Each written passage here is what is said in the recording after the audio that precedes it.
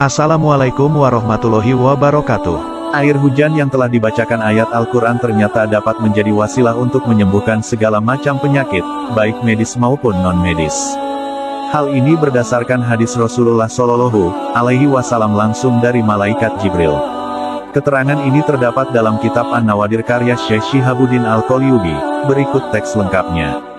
Diriwayatkan bahwa Rasulullah Shallallahu Alaihi Wasallam bersabda, suatu saat Jibril datang kepadaku dan mengajarkan kepadaku sebuah obat. Setelah aku tahu obat itu, aku tidak membutuhkan obat yang lain, bahkan tidak memerlukan dokter.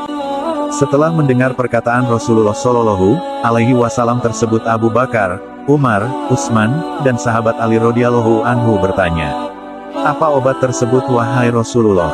Sesungguhnya kami sangat membutuhkan obat itu. Kemudian Rasulullah Shallallahu Alaihi Wasallam bersabda, ambillah air hujan, lalu bacakanlah surat Al-Fatihah, surat Al-Ikhlas, surat Al-Falaq, surat An-Nas dan ayat Al-Kursi. Setiapnya, masing-masing surah, dibaca 70 kali. Setelahnya minum air tersebut pada pagi dan malam selama 7 hari.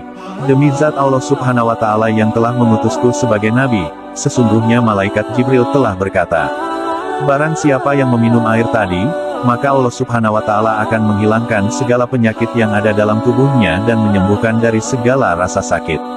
Dan siapa saja suami yang memberi minum istrinya dengan air tadi, sebanyak 7 hari, dan tidur bersama istrinya, jima, niscaya istrinya akan hamil dengan izin Allah Subhanahu wa Ta'ala. Juga menyembuhkan 2 mata yang sakit dan menghilangkan penyakit sihir. Begitu banyaknya faedah yang terdapat pada air hujan yang telah dibacakan surah tadi sehingga tidak ada yang menghitungnya kecuali Allah Subhanahu wa Ta'ala.